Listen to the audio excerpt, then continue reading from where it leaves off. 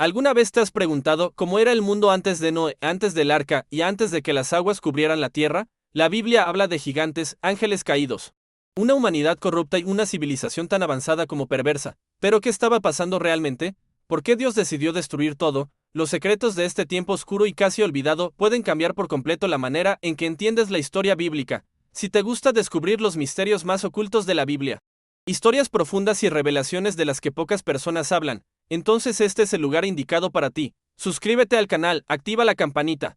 Deja un me gusta para fortalecer el contenido y comenta abajo lo que ya sabías sobre el mundo antes del diluvio. Tu participación es muy importante y ayuda a que este proyecto siga creciendo. El mundo antes del diluvio comenzó con algo extraordinario, la creación perfecta de Dios. Adán y Eva vivían en plena comunión con el Creador en el Jardín del Edén. Era un mundo sin muerte, sin dolor ni mal. Dios había diseñado todo en armonía.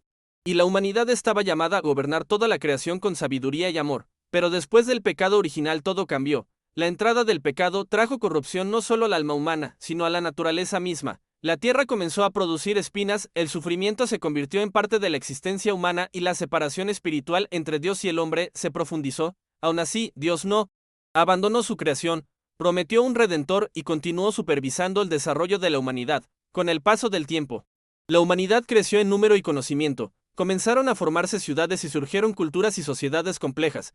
Pero junto con el crecimiento llegó la idolatría, la violencia y la inmoralidad. La humanidad comenzó a alejarse cada vez más del plan divino. La Biblia nos muestra que los descendientes de Caín, por ejemplo, fueron los primeros en construir ciudades y desarrollar tecnologías como la metalurgia y la música. Los descendientes de Set, otro hijo de Adán, buscaron mantener una vida más centrada en Dios. Era como si coexistieran dos mundos, uno dominado por la corrupción y el otro intentando permanecer fiel al Creador.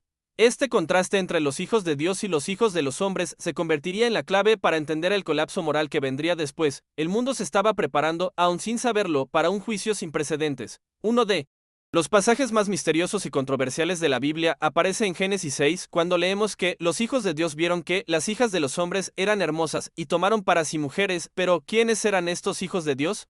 La antigua tradición judía y textos como el libro de Enoc afirman que estos seres eran ángeles, seres celestiales que abandonaron su hogar para juntarse con mujeres humanas. Este acto fue una grave transgresión de las órdenes divinas. Estos ángeles, conocidos como vigilantes, habrían descendido a la tierra con el propósito de enseñar a los hombres, pero terminaron corrompiéndose.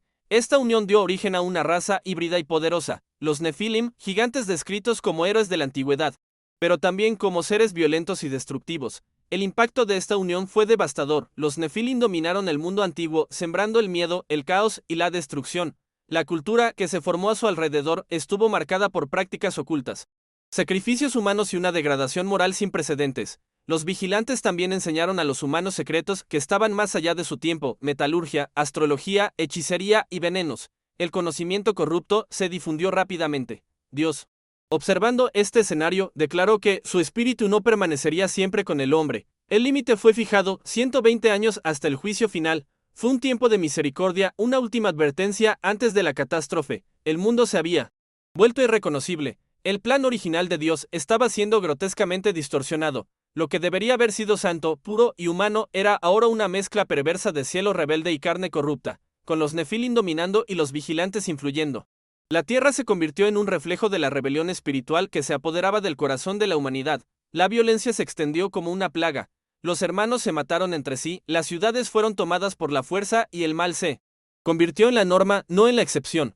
El texto bíblico de Génesis 6 afirma que la maldad de los hombres era mucha en la tierra, y todo designio de los pensamientos del corazón de ellos era de continuo solamente el mal. Esta descripción revela un mundo donde el pecado ya no era un suceso ocasional, sino una forma de vida. La tierra estaba llena de corrupción, no solo física sino espiritual. La idolatría adoptó formas grotescas. Las criaturas híbridas, resultado de los experimentos de los vigilantes, eran adoradas como dioses. Surgieron templos dedicados a estos seres y los rituales oscuros reemplazaron al verdadero culto. La humanidad había perdido por completo el sentido de lo sagrado. Además de la violencia física, también había corrupción genética y moral. La sangre pura de la creación original estaba siendo diluida, corrompida por mezclas antinaturales. Por eso, muchos teólogos sostienen que el diluvio fue, entre otras cosas, una acción para preservar el linaje humano puro, especialmente aquel que conduciría al Mesías. Dios miró la tierra y se entristeció, no porque su plan fracasara, sino porque el libre albedrío otorgado al hombre estaba siendo utilizado para destruir todo lo que era bueno. Fue un presagio de que algo drástico tendría que suceder. En medio de la oscuridad, un hombre brilló como una luz solitaria, Noé. La Biblia lo describe como un hombre justo, irreprensible entre sus contemporáneos, que caminaba con Dios, mientras el mundo se entregaba al libertinaje y a la violencia. Noé permaneció fiel, preservando el culto al Dios verdadero. Fue a Noé a quien Dios le reveló su plan, construir un arca. No se trata de una embarcación cualquiera, sino de una estructura gigantesca, capaz de albergar a tu familia y a una pareja de cada especie animal. La misión era clara, preservar la creación, empezar de nuevo, pero para los contemporáneos de Noé esto parecía una locura. Durante décadas, Noé construyó el arca en medio de burlas, desprecio y incredulidad. Mientras predicaba justicia, la gente se reía. Cuando les advirtió del juicio, ellos celebraron, pero Noé no se detuvo. Su obediencia fue una de las últimas resistencias a la decadencia total. Lo más impresionante es que el propio Noé no era perfecto. Era humano, sujeto a defectos, pero su disposición a obedecer a Dios lo colocó en un lugar especial. Dios buscaba corazones que fueran sensibles a su voz. Y los encontró en Noé. Este capítulo de la historia nos enseña que, incluso en los peores momentos, es posible elegir la fidelidad. Noé demostró que la fe verdadera es activa, incluso en el aislamiento, y su obediencia allanaría el camino para la supervivencia de la humanidad. Por fin ha llegado el día. El cielo se oscureció. Las fuentes del gran abismo brotaron y la lluvia cayó con una furia nunca antes vista. Lo que una vez fue solo un sermón se ha convertido en una terrible realidad. Las aguas cubrieron montañas, se tragaron ciudades y destruyeron toda vida fuera del arca. El diluvio no fue solo un desastre natural. Fue el juicio de Dios sobre una humanidad que se había entregado a la rebelión total. Los vigilantes estaban prisioneros, según el libro de Enoc, en profundos abismos, esperando el día del juicio final. Los Nefilim perecieron, y sus espíritus, según algunas tradiciones judías, se convirtieron en los demonios que todavía vagan por la tierra hoy en día. El arca, flotando sobre el caos, simbolizaba no solo protección, sino también un nuevo comienzo. Noé, su familia y los animales preservados fueron semillas para la reconstrucción. Dios había limpiado la tierra, pero no con placer, sino con pesar. El amor divino siempre busca restaurar. Pero la justicia exige corrección. Llovió durante 40 días y 40 noches, pero incluso después de que dejó de llover pasaron meses hasta que las aguas retrocedieron. Dios estaba purificando, renovando, preparando un nuevo tiempo. El pacto con Noé se confirmaría a continuación con una señal en el cielo, el arco iris. De este momento es al mismo tiempo trágico y esperanzador. Trágico, ya que marca el final de una era marcada por la decadencia. Esperanzado por señalar que Dios todavía estaba comprometido con la humanidad, la sociedad antes del diluvio. Aunque envuelta en misterio, se describe en la Biblia y en textos antiguos como muy desarrollada. Génesis 4 menciona a los descendientes de Caín que crearon ciudades, desarrollaron la música y la metalurgia. Yabal fue el padre de los que habitan en tiendas y pastorean rebaños. Jubal, padre de músicos, y Tubal Caín, maestro del bronce y del hierro. Estos detalles sugieren un nivel avanzado de organización social y de conocimientos técnicos, contradiciendo la imagen común de los pueblos primitivos. Hay estudiosos que sostienen que la civilización antediluviana pudo haber alcanzado un nivel tecnológico extraordinario, quizás incluso superior en ciertos aspectos al que conocemos hoy. El libro de Enoc, por ejemplo, habla de secretos celestiales que los vigilantes enseñaron a los humanos, como la astrología, la magia, el uso de raíces y hierbas y las armas de guerra. Esto planteó profundas preguntas sobre hasta dónde había llegado el desarrollo humano antes de la gran destrucción, además del avance técnico. También había una cultura profundamente corrupta. La violencia se estaba extendiendo por la tierra y los deseos humanos estaban fuera de control. El apetito de poder, la lujuria y el dominio espiritual alejaron cada vez más a la gente de la voluntad de Dios. Las escrituras indican que el mundo se había vuelto irremediablemente malo, lo que provocó la ira divina. Es interesante notar que este mundo antediluviano, aunque oculto por el agua y el tiempo, tiene eco en muchas tradiciones y mitologías. Civilizaciones como los babilonios, los sumerios, los griegos, incluso los nativos americanos hablan de una época dorada o de una civilización que fue destruida a causa del orgullo humano. Esto plantea la pregunta, ¿todas estas culturas hablan de la misma civilización? La memoria colectiva de la humanidad parece contener fragmentos de este pasado perdido. La historia de la Atlántida, los registros sumerios y las tradiciones orales de varios pueblos convergen en el mismo punto. Hubo algo grande antes del fin. La Biblia proporciona el hilo conductor de esta narración, mostrando que el mundo antes del diluvio era una civilización al borde del colapso, esperando un juicio inevitable. Con el crecimiento poblacional y el distanciamiento de Dios, la corrupción espiritual se apoderó de la tierra. Génesis 6:5 dice, y vio Jehová que la maldad de los hombres era mucha en la tierra, y que todo designio de los pensamientos del corazón de ellos era de continuo solamente el mal. Este es uno de los versículos más fuertes de la Biblia, indicando un estado de depravación total, la coexistencia de los hijos de Dios, interpretados por algunos como ángeles o descendientes de Set con las hijas de los hombres posiblemente descendientes de Caín, resultó en alianzas prohibidas. El fruto de esta unión fueron los Nefilim, seres poderosos que dominaron al pueblo e intensificaron el mal. El mundo ya no era lo que Dios había creado perfectamente. Esta degeneración no era solo moral, sino espiritual. Los humanos recurrieron a dioses falsos, prácticas ocultas y sacrificios. Hubo un intento de alcanzar lo divino por medios prohibidos, distorsionando completamente el verdadero culto. El cielo, ante esto, ya no podía permanecer en silencio. La decisión de Dios fue radical, pero necesaria. Raeré de sobre la faz de la tierra a los hombres que he creado, dijo el Señor. Génesis 6 y 7. El juicio no vendría solo como un castigo, sino como una purificación. Era necesario reiniciar la historia de la humanidad, preservar la fe y restaurar la creación. Pero en medio del caos había esperanza. Noé, un hombre justo e irreprensible en su generación, que caminó con Dios. Él sería el elegido para preservar la vida, para llevar la semilla de la redención y la continuidad de la raza humana después del gran juicio. Mientras la tierra se hundía en la corrupción, un hombre se destacó, Noé, descrito en Génesis 6 y 9 como justo, irreprensible entre sus contemporáneos y alguien que caminaba con Dios. En un mundo donde todo a su alrededor parecía perdido, Noé era una excepción viviente. Él no solo creía en Dios, obedecía, incluso cuando nada tenía sentido. Esto es lo que lo hizo digno de un papel crucial en la historia de la humanidad.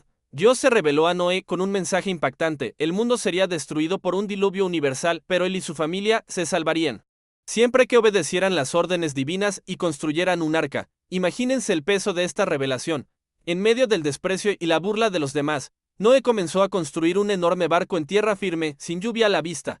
El arca era mucho más que un barco, era un símbolo de gracia en medio del juicio. Sus impresionantes dimensiones, aproximadamente 135 metros de largo, muestran el compromiso y la fe de Noé al seguir instrucciones tan detalladas. Él no lo dudó, él no lo cuestionó, él simplemente obedeció. El proceso de construcción tomó décadas. Durante ese tiempo, Noé probablemente fue el blanco de bromas, acusado de locura y despreciado, pero no se detuvo. Su fidelidad contrastaba con la decadencia que le rodeaba. También era, como dice 2 Pedro 2 y 5, predicador de justicia. En otras palabras, mientras construía, proclamaba la verdad, pero nadie escuchaba. Este capítulo es una poderosa lección de fe, resistencia y obediencia, incluso cuando todos a nuestro alrededor ignoran las señales y creen en el pecado. Dios siempre encuentra a alguien a quien usar para traer salvación, y en el mundo antediluviano, ese alguien era Noé. A medida que la construcción del arca se acercaba a su finalización, las señales del juicio se hicieron cada vez más claras, aunque la mayoría las ignoraba. Y entonces comenzó un fenómeno asombroso. Los animales empezaron a llegar hasta Noé, de todo género, especie y tamaño, de dos en dos, como Dios lo había ordenado. Fue como si la creación respondiera a la orden del Creador, mientras la humanidad permanecía en rebelión. Este detalle es impactante. Incluso frente a lo sobrenatural, la gente de la época no se volvió hacia Dios. El mundo estaba tan endurecido que ni siquiera algo inexplicable como las migraciones organizadas de animales les hizo repensar sus costumbres. Esto refleja la cejera espiritual de aquella época, algo que, según las escrituras, se repetirá en los tiempos finales. Noé recibió instrucciones claras: albergar a los animales, almacenar alimentos y preparar a su familia. Fue la última advertencia. Aún había tiempo, pero el reloj corría. Durante 7 días el arca permaneció abierta. Un último llamado al arrepentimiento resonó, pero nadie respondió. Este silencio de la humanidad ante la última oportunidad es uno de los pasajes más tristes de la Biblia, no porque Dios fuera duro, sino porque aun con todas las oportunidades, el corazón humano rechazó la gracia. El mundo estaba tan ahogado en su propia corrupción que prefería burlarse en lugar de inclinarse. Y entonces la puerta del arca fue cerrada. No por Noé, sino por Dios mismo. Génesis 7 y 16, un acto que marcó el final de la paciencia divina y el comienzo de un nuevo capítulo en la historia del mundo. El juicio había llegado y no se podía hacer nada más. El sonido de la puerta, al cerrarse, resonó como el tañido de una campana fúnebre. No fue Noé quien lo cerró. Según Génesis 7 y 16, fue Dios mismo quien selló el arca, marcando el final de la era de la misericordia y el comienzo del juicio. Afuera, el mundo continuaba como si nada fuera a suceder, riendo, celebrando, burlándose del anciano y su extraño barco. Pero entonces, el cielo se oscureció. Unas densas nubes cubrieron la tierra y ocurrió algo sin precedentes: lluvia. Por primera vez comenzaron a caer gotas del cielo, y esto no era una llovizna común y corriente, era el colapso de las compuertas del firmamento. Descrito en Génesis las 7 y 11, cuando se rompieron las fuentes del gran abismo, llovió desde arriba y el agua brotó desde abajo. La naturaleza se estaba derrumbando. La gente, que antes se burlaba, comenzó a inquietarse. El agua comenzó a subir lentamente, inundando plantaciones, calles, casas. Empezaron a oírse gritos de desesperación. Llamaron al arca. Pidieron ayuda. Pero ya era demasiado tarde. Dios había cerrado la puerta. El tiempo de la salvación había pasado. Dentro del arca, silencio. Noé y su familia, protegidos, vieron en oración y asombro cómo se cumplía el juicio divino. Los animales permanecieron pacíficos, como si respetaran lo que estaba sucediendo. Fuera del arca, caos, el mundo estaba siendo purificado. Este capítulo marca un punto de inflexión épico. Nos muestra que Dios es paciente, pero no indiferente. Él advierte, Él espera, pero también ejecuta justicia. Es una advertencia sobre la urgencia de escuchar la voz divina antes de que se cierre la puerta de la gracia. Durante 40 días y 40 noches, la lluvia cayó incesantemente. El mundo tal como lo conocíamos quedó completamente sumergido. Las montañas desaparecieron y las ciudades y civilizaciones fueron devoradas. La tierra volvió al caos de las aguas primordiales, como al principio de la creación. Lo que era orden se convirtió en desorden. El juicio fue total. Durante este periodo no hubo comunicación con el mundo exterior. No hubo alivio, solo la confianza en Dios sostuvo a Noé y su familia. Y es precisamente en este silencio, en esta oscuridad, que Dios obra la fe de sus elegidos. El arca no tenía timón ni dirección humana. Fue guiado por Dios. Afuera, el mundo gritaba en agonía. Relatos apócrifos y fuentes como el libro de Enoc sugieren que, incluso los propios ángeles caídos, los vigilantes, presenciaron el colapso de su obra corrupta. La generación antediluviana, considerada la más corrupta de la historia, fue eliminada para que pudiera comenzar un nuevo pacto. Los 40 días representan un número simbólico en la Biblia, un tiempo de prueba, purificación y preparación, así como Moisés ayunaba durante 40 días. Así como Jesús era tentado en el desierto durante 40 días, ahora la tierra era probada y transformada durante ese mismo periodo. Al cabo de 40 días, la lluvia paró, el silencio regresó, pero ahora era el silencio de la muerte, de la renovación, de la nueva oportunidad. El arca flotaba sobre un mundo sumergido, esperando el momento en que Dios diera el siguiente paso. Después de meses de espera, silencio y oscuridad, el arca finalmente descansó en las montañas de Ararat. El agua comenzó a retroceder, revelando lentamente una tierra devastada, pero lista para comenzar de nuevo. Noé, guiado por Dios, libera primero al cuervo y luego a la paloma, símbolos de la esperanza y de la búsqueda de señales de vida. Cuando la paloma regresa con una rama de olivo, el mensaje es claro: la vida puede comenzar de nuevo. Noé y su familia abandonan el arca y entran en un mundo nuevo, limpio pero marcado por las cicatrices del juicio divino. Su primer acto es de adoración, erige un altar y ofrece sacrificios al Señor. Dios establece entonces una nueva alianza con la humanidad, sellada por el arco iris. Nunca más destruiré la tierra con un diluvio. Génesis 9, 11-13. Pero este final no se trata solo de destrucción, se trata de un nuevo comienzo, de una renovación y del profundo llamado de Dios a la humanidad a vivir en la justicia, la obediencia y el temor. La historia del mundo antes del diluvio es una vívida advertencia de lo que sucede cuando los seres humanos se alejan completamente de su Creador. Pero también es una prueba de la misericordia de un Dios que ofrece una nueva oportunidad. Los secretos ocultos en la historia antediluviana no son solo registros antiguos, sino ecos eternos de una verdad todavía relevante. Vivimos cada día con la oportunidad de elegir entre la corrupción del mundo y la obediencia a Dios.